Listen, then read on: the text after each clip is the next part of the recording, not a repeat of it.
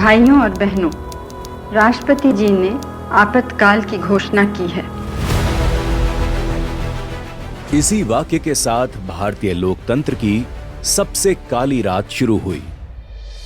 जिस भारत ने वैशाली के गणराज्य के रूप में रोम से भी सदियों पहले विश्व को लोकतंत्र का दर्शन दिया, वहीं पर 25 जून 1975 की आधी रात लोकतंत्र की आत्मा को कुचल दिया गया। ये वो भारत था जहां भगवान राम ने राज्याभिषेक की जगह वनवास को चुना, जहां बुद्ध ने साम्राज्य नहीं संन्यास को अपनाया, जहां सत्ता को सेवा का माध्यम माना गया, साधन नहीं साध्य माना गया। लेकिन इसी भारत में जब एक अदालत ने प्रधानमंत्री इंदिरा गांधी को चुनावी भ्रष्टाचार का दोषी ठहराया और उन्हें पद के अयोग्य घोषित किया, तो उन्होंने बिना मंत्री परिषद को विश्वास में लिए और अपनी कुर्सी बचाने के लिए संविधान और लोकतंत्र का गला घोंटते हुए देश पर आपातकाल थोप दिया। आपातकाल की घोषणा सत्ता की बौखलाहट का परिणाम थी। ये सिर्फ इमरजेंसी नहीं थी, ये इंदिरा तंत्र की शुरुआत थी। कांग्रेस की खराब नीतियों की वजह से सन 1969 से ही देश गंभीर आर्थिक संकट, महंगाई, भ्रष्टाचार और बेरोजगारी से जूझ रहा था और इस कुशासन के खिलाफ छात्र, मजदूर और रेलवे कर्मचारी देश में बड़े आंदोलन की तैयारी कर रहे थे। इसी दौरान जयप्रकाश नारायण ने संपूर्ण क्रांति का आह्वान किया, जिसने राजनीतिक आंदोलन को जन आंदोलन में बदल दिया। ये वही क्षण था जब सत्ता को पहली बार जनशक्ति की खुली चुनौती मिली और दिल्ली की सत्ता की दीवारें हिलने लगी थीं। और फिर 12 जून 1975 को आया वो ऐतिहासिक फैसला, जब इंदिरा गांधी बनाम राजनारायण मामले में इलाहाबाद हाई कोर्ट ने इंदिरा गांधी को सरकारी मशीनरी के दुरुपयोग के मामले में दोषी ठहराते हुए उनका चुनाव रद्द कर दिया, साथ ही उनके 6 साल तक चुनाव लड़ने पर रोक लगा दी। यही वो क्षण था जब लोकतंत्र और तानाशाही आमने सामने खड़े हो गए। इंदिरा गांधी ने रास्ता चुना लोकतंत्र को खत्म करने का। आपातकाल सिर्फ एक संवैधानिक प्रावधान का दुरुपयोग नहीं था, ये लोकतंत्र की हत्या थी, बाबा साहेब अंबेडकर के बनाए संविधान की हत्या थी। यह उस आजादी का अपमान था जिसे पाने के लिए लाखों लोगों ने अपना सर्वस्व न्यौछावर कर दिया था। लोकतंत्र अब सत्ता की कैद में था और विपक्ष पर तानाशाही का दमन चक्र शुरू हो गया था। आपातकाल लगते ही देश भर के विपक्षी नेताओं को रातों रात गिरफ्तार कर जेल में डाल दिया गया। जयप्रकाश नारायण, अटल बिहारी वाजपेयी, एल.के. आडवाणी, जॉर्ज फर्नांडिस, सभी को बिना ट्रायल और वारंट जेल भेजा गया। मीसा और DIR जैसे कानूनों के तहत 1 लाख से ज्यादा नागरिक बंद किए गए। इस दौरान दर्जनों लोगों ने कांग्रेसी तानाशाही का मुकाबला करते हुए जेलों में दम तोड़ दिया। कई महीनों तक जेल में रहने के कारण विपक्ष के कई बड़े नेता गंभीर रूप से बीमार हो गए। लोकनायक जयप्रकाश नारायण की किडनी खराब हो गई, जिसके कारण अगले ही कुछ वर्षों में उनका देहांत हो गया। जेल में अटल जी की तबीयत भी बिगड़ गई, जिस कारण उन्हें भी कई महीनों तक अस्पताल में भर्ती रहना पड़ा। आपातकाल के दौरान राजनाथ सिंह जी भी कई महीनों तक जेल में बंद रहे। इस बीच उनकी माताजी के निधन पर भी उन्हें अंतिम संस्कार में शामिल होने के लिए जमानत नहीं दी गई।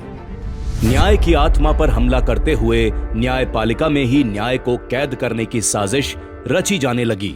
जब बंदी न्याय की शरण में पहुंचे तो सुप्रीम कोर्ट भी सत्ता के सामने झुक गया। ADM जबलपुर केस में 5 में से 4 जजों ने माना कि आपातकाल में नागरिकों के पास जीवन और स्वतंत्रता का अधिकार नहीं है। सिर्फ एक न्यायमूर्ति HR खन्ना ने इसका विरोध किया और कहा, अगर जीवन और स्वतंत्रता का अधिकार नहीं रहेगा तो बाकी अधिकारों का क्या मतलब। नतीजतन उन्हें सीनियर होने के बावजूद मुख्य न्यायाधीश नहीं बनाया गया। वहीं 1973 में केशवानंद भारती केस में सरकार के पक्ष में फैसला देने पर इंदिरा गांधी ने वरिष्ठता की परंपरा तोड़कर AN रे को CJI बनाकर इनाम दिया। इंदिरा सरकार ने आपातकाल की घोषणा के साथ ही मीडिया का गला भी घोंट दिया। दिल्ली के बहादुर शाह जफर मार्ग पर आधी रात को प्रेस ऑफिस की बिजली काट दी गई ताकि अगली सुबह कोई अखबार आपातकाल की खबर न छाप सके। इसके साथ सारे देश में मीडिया पर सेंसरशिप लागू कर दी गई, जिसमें अखबारों को हर सामग्री सरकार की अनुमति से छापनी होती थी। पत्रकारों को डराया धमकाया गया, प्रेस काउंसिल ऑफ इंडिया भंग कर दी गई। इंडियन एक्सप्रेस और स्टेट्समैन जैसे अखबारों ने इस तानाशाही के विरोध में पहला पन्ना खाली छापा। आपातकाल के दौर में देश की आत्मा कहे जाने वाले संविधान पर सत्ता ने गहरी चोट की। सरकार ने संविधान में कई संशोधन कर लोकतांत्रिक संस्थाओं को कमजोर और सत्ता को निरंकुश बनाने का प्रयास किया। 1975 में हुए 38वें संशोधन के तहत राष्ट्रपति और मंत्रिपरिषद के फैसलों को न्यायिक समीक्षा से बाहर कर दिया गया, जिससे सत्ता के फैसलों पर कोई कानूनी सवाल नहीं उठाया जा सकता था। इसके बाद 39वें संशोधन में इंदिरा गांधी के अवैध चुनाव को अदालत की जांच से छूट दे दी गई और एक तरह से प्रधानमंत्री पद को कानून से ऊपर रखा गया। 1976 में हुए 40वें संशोधन ने सरकार को भूमि और प्राकृतिक संसाधनों पर पूर्ण नियंत्रण दे दिया, जिससे नागरिकों के संपत्ति अधिकारों और अदालतों की भूमिका को सीमित कर दिया गया। 1976 में ही 41वें संशोधन के जरिए लोक सेवा आयोगों के अधिकारियों की सेवा अवधि बढ़ाई गई, जिससे सरकार अपने वफादार अधिकारियों को 2 साल अतिरिक्त पद पर रख सके। ये निष्पक्ष प्रशासन के सिद्धांतों के विरुद्ध था। अंततः 42वें संशोधन ने संसद को असीमित शक्तियां दी, न्यायपालिका की स्वायत्तता पर चोट की और नागरिकों के मूल अधिकारों को सीमित किया। ये संशोधन आपातकाल की तानाशाही प्रवृत्ति को कानूनी रूप देने वाला सबसे बड़ा उदाहरण था। विद्या का मंदिर कहे जाने वाले कॉलेज और उनमें पढ़ने वाले छात्र भी इंदिरा सरकार के अमानवीय अत्याचारों से नहीं बच सके। आपातकाल के दौरान देश भर में छात्रों, शिक्षकों, किसानों और आम नागरिकों पर भीषण अत्याचार किए गए। केरल, तमिलनाडु और कर्नाटक जैसे राज्यों में प्रदर्शनकारियों को लाठियों से पीटा गया, उल्टा लटकाया गया और एरोप्लेन टॉर्चर जैसी अमानवीय यातनाएं दी गईं। इंजीनियरिंग छात्र पी राजन को पुलिस उठा ले गई और वे कभी वापस नहीं लौटे। छात्र नेताओं रवि, श्रीकांत, उदय शंकर, शेषा, हेमंत और जसबीर सिंह को गरम मोम, मिर्च, जहरीले कीड़ों और बूटों से टॉर्चर किया गया। आंध्र प्रदेश में छात्रों को जानवरों की तरह पीटा गया, गर्भवती महिलाओं को जंजीरों से बांधा गया और दिल्ली विश्वविद्यालय में एक ही दिन में 200 शिक्षकों को गिरफ्तार किया गया। राजस्थान में प्रदर्शनकारियों और वकीलों को बिजली के झटके दिए गए और जोधपुर में लोगों को हम गद्दार हैं की तख्तियां पहनाकर अपमानित किया गया। ओडिशा में 9वीं 10वीं के बच्चे 5 महीनों तक जेल में रखे गए। कॉलेजों और विश्वविद्यालयों में विरोधी लेखन और विचारों पर रोक लगाई गई। ये दौर भारत के लोकतांत्रिक इतिहास में क्रूर दमन और भय की मिसाल बन गया। क्रूरता की हर सीमा पार करते हुए इंदिरा सरकार ने जनसंख्या नियंत्रण के नाम पर देश भर में जबरन नसबंदी अभियान चलाया। गरीबों को पकड़ पकड़ कर ऑपरेशन कराए गए, जैसे सरकार का उद्देश्य गरीबी नहीं, गरीब को ही खत्म करना हो। इस दौरान 1 करोड़ से ज्यादा लोगों की जबरन नसबंदी की गई, जिसकी वजह से 2000 से ज्यादा लोगों की मौत हो गई। वहीं अतिक्रमण हटाने के नाम पर तुर्कमान गेट और नसबंदी के नाम पर मुजफ्फरनगर में सैकड़ों लोग मारे गए। इस अंधकार में कुछ दीपक ऐसे भी थे जिन्होंने लोकतंत्र की लौ को बुझने नहीं दिया।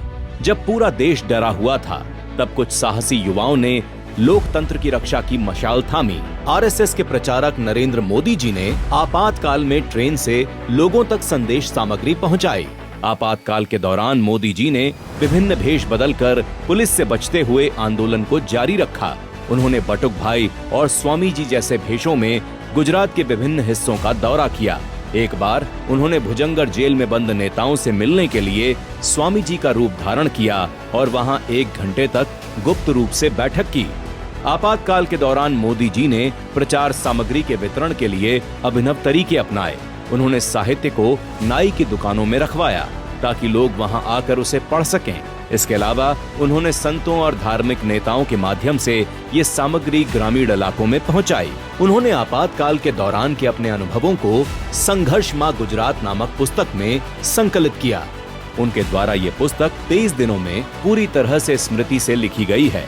वहीं प्रवासी भारतीयों और IFD, फिसी जैसे संगठनों ने अंतर्राष्ट्रीय स्तर पर भारत में तानाशाही के खिलाफ आवाज उठाई।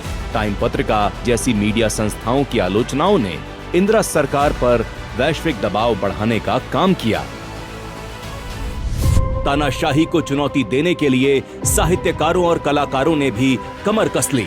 आपातकाल में न सिर्फ नेता बल्कि लेखक, कवि, पत्रकार और कलाकार भी सरकार के खिलाफ उठ खड़े हुए। फणीश्वर नाथ रेणु और शिवराम कारंथ ने अपने सम्मान लौटा दिए।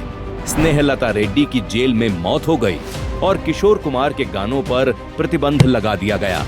राष्ट्रीय स्वयंसेवक संघ समेत करीब 26 सामाजिक राजनैतिक संगठनों पर प्रतिबंध लगा दिया गया। लोक शक्ति की लहर ने लोकतंत्र की हत्या करने वालों को इतिहास के कूड़ेदान में फेंक दिया है। जब लोगों ने देखा कि न्याय के सारे दरवाजे बंद हो चुके हैं, तो आने वाले चुनावों में जनता ने खुद ही न्याय करने का फैसला कर लिया और 1977 के ऐतिहासिक लोकसभा चुनाव में इंदिरा गांधी की बुरी तरह हार हुई। जनता पार्टी को जिताकर जनता ने स्पष्ट संदेश दिया कि अब तानाशाही नहीं, लोकतंत्र रहेगा। जिन्होंने लोकतंत्र के मंदिर को बचाने के लिए अपना सब कुछ न्यौछावर कर दिया, उनके बलिदान और संघर्ष को याद रखने के लिए मोदी सरकार ने 25 जून को संविधान हत्या दिवस के रूप में मनाने की घोषणा की। लोकतंत्र को पीछे रखकर सत्ता और परिवार को सर्वोपरि रखने की कांग्रेसी मानसिकता आज भी नहीं बदली है। आज कांग्रेस जिस संविधान, न्यायपालिका, प्रेस की आजादी और संस्थाओं की निष्पक्षता की बात करती है, वही कांग्रेस आपातकाल के दौरान इन सभी को रौंद चुकी है। संविधान को रौंदा, प्रेस का गला घोंटा, कोर्ट की स्वायत्तता खत्म की, एजेंसियों का दुरुपयोग किया, विपक्ष को कुचला।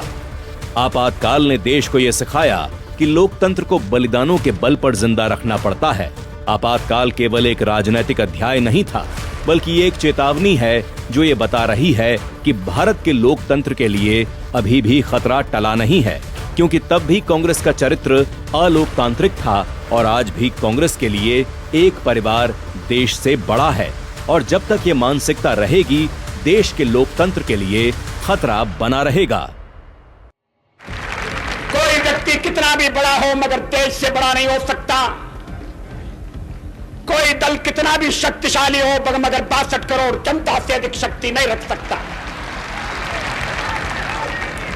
व्यक्ति आएंगे, चले जाएंगे, पार्टियां बनेंगी, बिगड़ेंगी, नई पार्टियां जन्मेंगी, सरकारें कायम होंगी, बदलेंगी, मगर कश्मीर से लेकर कन्याकुमारी तक फैला हुआ भारत अपनी सनातन संस्कृति के साथ आधुनिकता का वर्ण करने के लिए अमरकाल तक इस तीर्थ यात्रा में चलता रहेगा।